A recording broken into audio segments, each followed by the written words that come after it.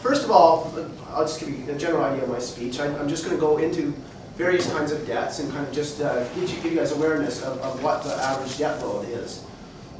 Before I begin, I just have a brief question, and just going to do a brief survey, and I just want to find out if any of you guys have a student loan. Don't worry, you don't have to raise your hands. I can tell the looks on your faces which one of you guys actually do or not. And does anyone else have a credit card? Again, yeah, I see a couple. Yeah.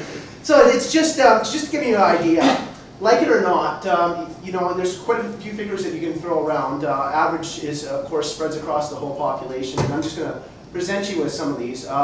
Even if you think you're relatively out of debt, you don't have any, I don't have any credit cards, you don't have a student loan yet, just to give you an idea, you're already starting off with $28,000 in the hole. To begin with, I'm going to talk about student debt.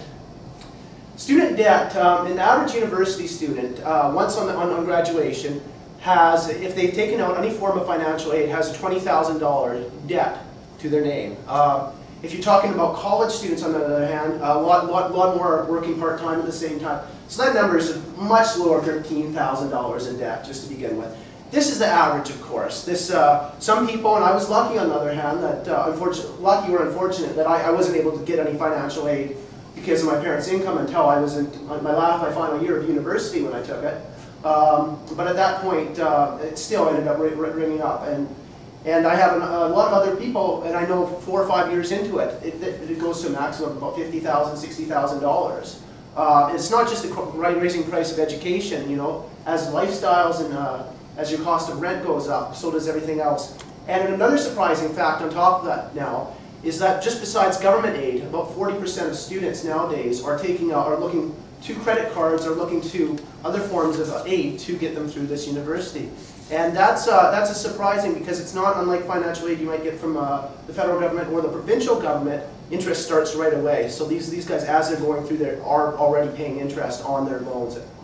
That moves me from student debt into the average debt. And as I mentioned, credit cards, as you might know or may not know, the average family in Canada has about $4,000 in credit card debts. And that's on average. So if you think that some are pretty off, you know, there's a lot that have really rang up their gold card, platinum card, and they probably shouldn't have that much of a limit on it.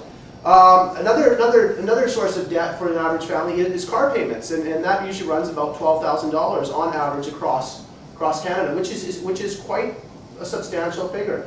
I'm not even going to add on to figures like mortgages, because that is actually, in theory, it's kind of building up an asset base. But if you look at the average mortgage across Canada right now, it's about $100,000. So that's a lot of debt. But more than anything, and this is the source when I said, even if you say, hey, I've gone through this list already, I haven't even been included on this. You know, this is a big source of debt that you might not even be aware of. That is, we have this thing called government debt. And this government debt, if you add up the source of the provincial government, your municipal government, and your federal government, it equals $800 billion. That's about $28,000 per Canadian. That's not $28,000 per working Canadian, not $28,000 per people who are actually going to have to live to pay it off. That's $28,000 per each of us. If you take it into the working Canadian, it ends up being closer to about $50,000 per person that you owe because of your government's spending choices. And in BC alone, our deficit and our debt is $34 billion. You have to give the government some credit. They've had and if you go online, what you can find out is what they call the debt clock, like the Canadians have. There's a couple of guys who put it together, and it says, hey, what's the debt at every time? Our debt has slowly been going down. It probably goes down about $50 a second now. That's, on $800 billion, is quite a lot. And one thing I want to say about that amount is to pay off that debt. We're paying about $4,000 a working Canadian a year just in interest to pay to keep our debt. And that's with interest rates at an all-time low. If you think about back in the 80s when they jumped up 3-4 times what we have now, much more for house payments, that's just going to be, that's going to be adding up to $10,000 a person if interest rates ever go back up again. So like it or not, this is a huge source of debt across the board, from student debts, from credit card and car payments, to this wonderful spending that our government has. So next time you think about any of these policies that are put in place, either it's your own personal spending policy, or it's a policy of promises that you have during an election campaign, just remember, you're going to have to end up paying for it. Whether you're not, you're in the hole.